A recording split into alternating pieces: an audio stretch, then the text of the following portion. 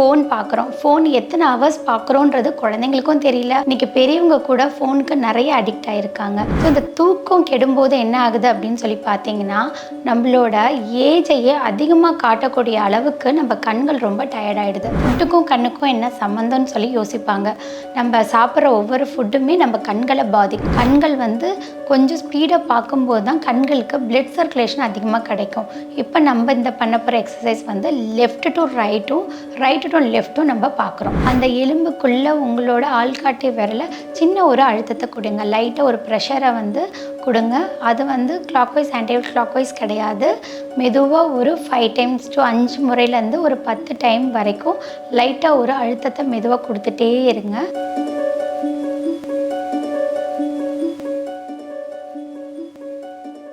Health cafe நேயர்களுக்கு வணக்கம்.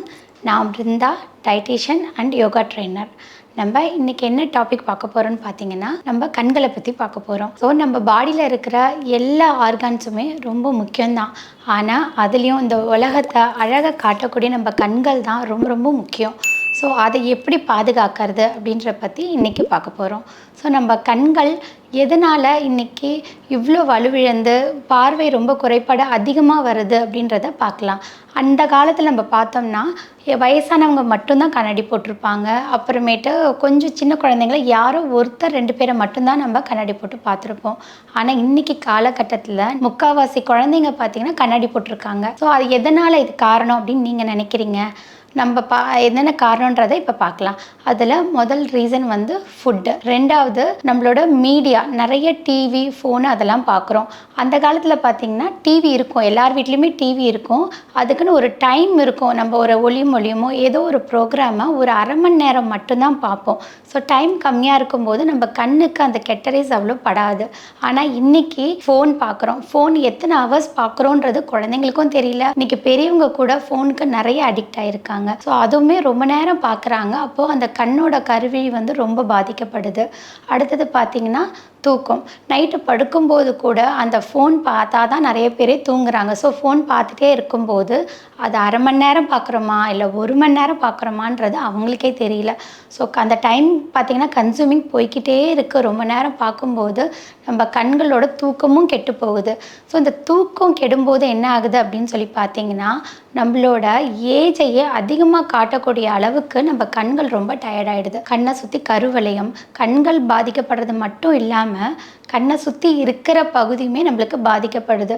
ஃபேஸில் சீக்கிரம் அந்த பொலிவே இருக்காது. பொலிவு சீக்கிரமாக போய் சீக்கிரமான முதுமையான ஒரு தோற்றத்தை நம்மளுக்கு காண்பிக்கும். ஸோ இதில் ஃபஸ்ட்டு நம்ம பார்க்க போகிறது என்னென்னு பார்த்திங்கன்னா, ஃபுட்டில் என்னென்ன அவாய்ட் பண்ணலாம் அப்படின்றத பற்றி நம்ம பார்க்கலாம். ஸோ இன்றைக்கி நிறைய பார்த்திங்கன்னா குழந்தைங்கள மெயினாக பார்த்திங்கன்னா ஜங்க் ஃபுட்ஸ் நிறையா சாப்பிட்றாங்க. சிப்ஸு, கூல்ட்ரிங்க்ஸு, கார்பனேட்டட் ட்ரிங்க்ஸு, இந்த மாதிரி நிறைய ஃபுட்ஸ் எடுத்துக்கிறாங்க. Junk foods. அந்த ஃபுட்ஸ் எடுத்துக்கும் போது அது லிவரை போய் பாதிக்குது. நம்மளுக்கு தேவையில்லாத ஃபுட் எடுக்கும்போது லிவர் பாதிக்குது. லிவர் பாதித்தாலே அதோட ரிஃப்ளெக்ஷன் நம்ம கண்ணில் தான் தெரியும். இது நிறைய பேத்துக்கு தெரியாது. ஃபுட்டுக்கும் கண்ணுக்கும் என்ன சம்மந்தம்னு சொல்லி யோசிப்பாங்க. நம்ம சாப்பிட்ற ஒவ்வொரு ஃபுட்டுமே நம்ம கண்களை பாதிக்கும். லிவர் பாதித்தாலே அடுத்து நீங்கள் முதல் நாள் தூங்காமல் இதாக இருந்தீங்கன்னா உங்களுக்கு பசிக்காது. பார்த்திங்கன்னா கண்ணு ரெட்டாக இருக்கும். அதுக்கு என்ன ரீசன்னா லிவரோட புவர் ஃபங்க்ஷன் தான் காரணம். தூங்காமல் இருந்தாலே கண்ணில் நம்மளுக்கு காமிக்கும். அதே மாதிரி ஹைலி ஃபேட்டி ஃபுட்டும் நம்ம சாப்பிடக்கூடாது. ரொம்ப ஃபேட் ஃபுட் சாப்பிடும்போது அது லிவருக்கு ரொம்ப பாதிக்கும். ஸோ கண்களுக்கும் அந்த ஃபங்க்ஷன் பிளட் சர்க்குலேஷன் கரெக்டாக போய் சேராது. அடுத்தது ஜங்க் ஃபுட்ஸ் இல்லாமல் ஐஸ்கிரீம்ஸ், பேக்கரி ஃபுட்ஸ், பிக்கிள்ஸ், இந்த மாதிரி இருக்கிற எல்லா ஃபுட்ஸுமே நீங்கள் உங்கள் ஃபுட்லேருந்து அவாய்ட் பண்ணணும். ஸோ ரொம்ப டெம்டிங்காக இருந்ததுன்னா என்னைக்காவது ஒரு நாள் கொஞ்சமாக எடுத்துக்கலாமே தவிர இதை ரெகுலராக உங்கள் ஃபுட்டில் இன்க்ளூட் பண்ணக்கூடாது. இந்த மாதிரி ஃபுட்டெல்லாம் உங்கள் இதுலேருந்து அவாய்ட் பண்ணிட்டீங்கனாலே கண் ஓரளவுக்கு நல்லாயிருக்கும். அடுத்தது இந்த என்னென்ன ஃபுட்டு நம்ம கண்களுக்காக எடுத்துக்கலாம் அப்படின்றத நம்ம பார்க்கலாம். கண்களுக்கு ரொம்ப ஃப்ரெண்ட்லி ஃபுட்டுன்னு பார்த்திங்கன்னா vitamin A rich food. Vitamin A rich food எதுன்னு பார்த்திங்கன்னா எல்லோ கலர், ஆரஞ்சு கலர் இருக்கிற ஃபுட்ஸ் எல்லாமே கண்களுக்கு ரொம்ப நல்ல ஃபுட் சொல்லுவோம். அதில் மெயினாக பப்பாளி, மஞ்சள் பூசணிக்காய், இந்த மாதிரி பழங்களில் நீங்கள் அடிக்கடி எடுத்துக்கலாம் உங்கள் ஃபுட்டில். நம்ம ஃபுட்டில் பார்த்தோம்னா டார்க் க்ரீன் லீஃபி வெஜிடபிள்ஸ்னு சொல்லுவாங்க. அடர் பச்சை நிறம் இருக்கிற கீரைகளை ஃபுட்டில் சேர்த்தாலே கண்ணுக்கு ரொம்ப நல்லது. அதுவும் எஸ்பெஷலி முருங்கைக்கீரை, கரிசலாங்கண்ணி கீரை இந்த மாதிரி கீரை வகைகளை வந்து குழந்தைங்க பெரியவங்க எல்லோரும் சாப்பிட்லாம். அதுவும் டெய்லி ஏதாவது ஒரு கீரை வந்து எல்லாருமே ஒரு கீரை எடுத்துட்டனாலே கண்ணுக்கு நல்ல ரிசல்ட்டாக இருக்கும். ஆனால் இப்போ பெரியவங்க இல்லாமல் சின்னவங்க நிறைய பேர், சின்ன குழந்தைங்க நிறைய பேர் கீரை சாப்பிட்றதில்ல. நம்ம அதை இன்சிஸ்ட் பண்ணியும் கொடுக்கறது கிடையாது. இன்றைக்கி கீரை வந்து கண்டிப்பாக கொடுக்கறதுக்கு நம்ம பெற்றோர்களாக நம்ம தான் ட்ரை பண்ணி குழந்தைங்களுக்கு கொடுக்கணும். ஸோ அப்போல்லாம் வந்து கீரையை பொரியல் பண்ணி கொடுப்பாங்க, இல்லைனா கடைஞ்சி கொடுப்பாங்க. அந்த ஃபார்மேட் இன்றைக்கி இருக்கிற குழந்தைங்களுக்கு பிடிக்காது. ஸோ கீரை ஹெல்த்தியாக கொடுக்கணும் அப்படின்னாக்கா நம்ம அதை கொஞ்சம் அரைச்சி தோசை மாவுலையோ சப்பாத்தி மாவுலையோ கலந்து க்ரீன் தோசை, பச்சை கலர் தோசை, அதிலே காட்டன் பேஸ்ட் ஏதாவது நம்ம பண்ணி கொடுத்தோம்னா குழந்தைங்க ரொம்ப ஹாப்பியாக சாப்பிடுவாங்க. ஸோ அந்த காய்கறிகள் குழந்தைங்க சாப்பிடணுன்னா அதை வேறு ஃபார்மில் இன்ட்ரெஸ்டாகவும் ஹெல்த்தியாகவும் எப்படி சாப்பிடணுன்றது பேரண்ட்ஸ் தான் டிசைட் பண்ணி குழந்தைங்களுக்கு கொடுக்கணும். அடுத்த பார்க்க போகிற டாபிக் வந்து தூக்கம். இன்றைக்கி தூக்கம் வந்து நான் சிறுவர்களை மட்டும் நான் சொல்ல மாட்டேன், பெரியவங்களுக்குமே தூக்கம் ரொம்ப கம்மியாயிடுச்சு. இன்றைக்கி நம்ம அந்த காலத்துலலாம் 10 மணிக்கு பெட்டில் இருப்போம். இன்றைக்கி யாருமே அந்த டைமில் பெட்டுக்கு போகிறதே கிடையாது. போனால் தான் 11 மணிக்கு நம்ம டீப் ஸ்லீப்புக்கு போவோம். ஆனால் இன்றைக்கி அப்படி கிடையாது. ஃபோன் கையில் எடுத்தோம்னா நம்ம பெட்டுக்கு போகிற டைமே 11, 12 ஆயிடுது. தூக்கம் வர்றது 1 மணி ஆகிடுது. அப்போ மார்னிங் அவங்களுக்கு வந்து தூக்கம் பத்தாது, ஸ்கூலுக்கு போகணும், ஆஃபீஸ் போகணும் அப்படின்ட்டு ரொம்ப ஹரிபரியில் டக்குன்னு எந்திரிச்சு அடுத்த வேலையை பார்க்க ஆரம்பிச்சிடும். அப்போ அங்கே தூக்கம் வந்து 4 ஹவரோ 5 ஹவரோ டீப் ஸ்லீப்பும் இருக்காது, அவ்வளோதான் தூங்குகிறோம். அப்போ அடுத்த நாள் பார்த்திங்கன்னா கண் ரொம்ப சோர்வாக ஃபீல் பண்ணுவோம், நம்மளுக்கு கண்ணை தேய்ச்சிட்டே இருப்போம். ஸோ தூக்கம் வரும்போது என்ன பண்ணுவோம், கண்களை வர தேய்ப்போம். கண்களை அந்த மாதிரி அழுத்தி தேய்க்கிறதுனாலுமே கண்களுக்கு நிறைய பாதிப்பு வரும். ஸோ கண்கள் என்னைக்காவது உங்களுக்கு உறுத்துற மாதிரி ஃபீலிங் இருந்தது அப்படின்னா தண்ணியை கையில் எடுத்துட்டோ இல்லை நல்ல சுத்தமான தண்ணியில் உங்கள் கண்களை விரிச்சிட்டு கண்களை நல்லா சிமிட்டிக்கிட்டே இருந்தீங்கனாலே கண்களோட அந்த சோர்வு நீங்கி கொஞ்சம் ஃப்ரெஷ்ஷாக நீங்கள் ஃபீல் பண்ணுவீங்க. ஸோ தூக்கன்றது கண்களுக்கு ரொம்ப முக்கியம். முடிஞ்ச அளவு 8 ஹவர்ஸ் ஸ்லீப் உங்கள் கண்களுக்கு ரொம்ப முக்கியம். அடுத்தது ஸ்ட்ரெஸ் மேனேஜ்மெண்ட். என்றைக்கு நம்மளுக்கு மன அழுத்தம் அதிகமாகுதோ, மன அழுத்தம், பயம், சோர்வு இது எல்லாமே கூட கண்களை ரொம்பவே பாதிக்கும். கண்கள் பார்த்திங்கன்னா நம்மளோட பய உணர்வு இருக்கும்போது கண்களுக்கு நம்ம தூக்கம் வரவே வராது. அந்த கண்கள் வந்து ரொம்ப சோர்வாக ஃபீல் பண்ணுவோம். ஸ்ட்ரெஸ்ஸாக இருக்கும்போதும் அப்படி தான் கண்களோட நரம்பெல்லாம் ரொம்ப பாதிக்கப்படும். ஸோ ஸ்ட்ரெஸ் மேனேஜ்மெண்ட் ரொம்ப முக்கியம். அடுத்தது இத்தனையும் பார்த்தோம். இது எல்லாத்துக்கும் சேர்த்து நம்ம இதை யோகா பயிற்சி மூலமாக கண்களுக்கு ஒரு பயிற்சி கொடுக்கறது மூலியமாக கண்களுக்கு எப்படி பாதுகாக்கலாம், கண் பார்வையை எப்படி பாதுகாக்கலான்றதை நம்ம இப்போ பார்க்கலாம். நம்ம இப்போ யோகா பயிற்சி மூலமாக கண்களை எப்படி பாதுகாக்கலான்றதை பார்க்கலாம். கண்கள் யோகா பயிற்சி கொடுக்கும்போது உங்களோட பார்வை திறனை வந்து கண்ணாடி போடாமையே பார்த்துக்கிற அளவுக்கு ரொம்ப நல்லாவே டிஃப்ரென்ஸ் உங்களுக்கு தெரியும். இப்போ நம்ம கண்களுக்கான யோகா பயிற்சியை பார்க்குறோம். அதோட யோகா பயிற்சியோட கண்களுக்கான எக்ஸசைஸையும் நம்ம இப்போ பார்க்கலாம். இப்போ நம்ம பத்ம உஜ்ஜை ஆசனம் எப்படி பண்ணலான்றதை பார்க்கலாம். ஃபஸ்ட்டு எந்த ஆசனம் செய்கிறதுக்கு முன்னாடியும் ஒரு வார்ம் அப் எக்ஸசைஸ் நம்ம பண்ணணும்னு முன்னாடி இருக்க வீடியோவில் பார்த்துருக்கோம். ஸோ அதனால் நம்ம தலையிலேருந்து பாதம் வரைக்கும் எல்லா பார்ட்ஸுக்குமே நம்ம ஒரு வார்ம் அப் கொடுத்துடலாம். இப்போது இடது கால் மேலே வலது காலை போடுறத நம்ம பார்த்தோம். அடுத்தது உங்களோட 2 கைகளையும் செயின் மாதிரி கோத்துக்கோங்க. 2 கைகளையும் மெதுவாக செயின் மாதிரி கோத்துக்கோங்க. அதை முன்னோக்கி நல்லா நீட்டிக்கோங்க. ஸோ முன்னோக்கி நல்லா நீட்டிட்டு மெதுவாக உங்களோட தலைக்கு மேலே கொண்டு போங்க. உங்கள் கைகள் 2மே காது கிட்டையும் கைகள் நேராகவும் இருக்கணும். நல்லா மேலே எக்ஸேல் பண்ணிவிட்டு மெதுவாக கைகளை மேலே தூக்குங்க.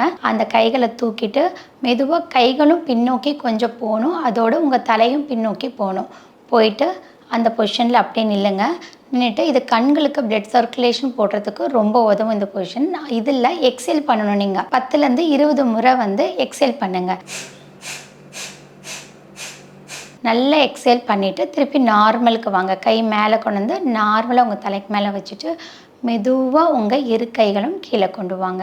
திருப்பி இதே மாதிரி 3 முறைகள் வந்து செய்யுங்க. அதே மாதிரி மேலே கைகள் தூக்கி நிற்கும்போது 20 கவுண்ட் உங்களோட மைண்டில் மெதுவாக 1, 2, 3 அப்படின்னு மெதுவாக 20 கவுண்டில் வைங்க. கண்ணுக்கு நல்ல பிளட் சர்க்குலேஷன் போகும். அடுத்தது நம்ம பார்க்க போகிறது கண்களுக்கான பயிற்சிகள். கண்களுக்கான பயிற்சிகள் செய்யும்போது உங்கள் தரை விருப்பில் நீங்கள் வஜ்ராசனத்தில் உட்காந்திங்கன்னா கண்களுக்கு இன்னும் பலன் அதிகமாக கிடைக்கும். சுகாசனத்துலேயும் செய்யலாம், ஆனால் வஜ்ராசனத்தில் செய்யும்போது கண்களுக்கு பலன் ரொம்ப அதிகமாகவே கிடைக்கும்.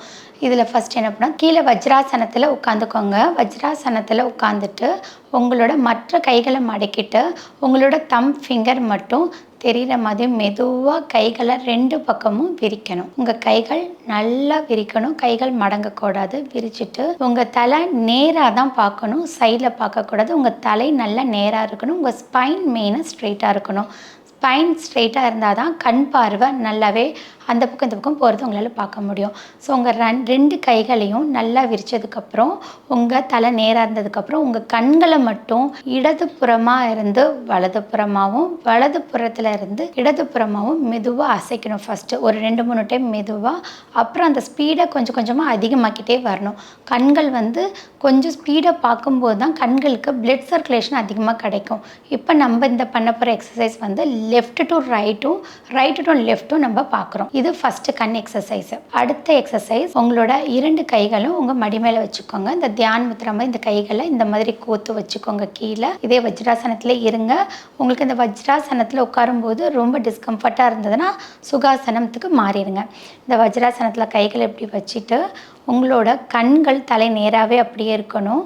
உங்களோட கண்கள் மேலேயும் கீழேயும் பார்க்கணும். உங்களோட புருவத்துக்கு மேலே பார்க்குற மாதிரியும் உங்கள் கண்கள் நல்ல தரையை பார்க்குற அளவுக்கு கீழே பார்க்கணும். இது மெதுவாக பார்வை மேலேயும் கீழே இருக்கணும். அப் அண்ட் டவுன் எக்ஸசைஸ் இதுவும் நீங்கள் ஃபஸ்ட்டு ஸ்லோவாக ஆரம்பித்து ஃபாஸ்ட்டாக கொண்டு போகணும்.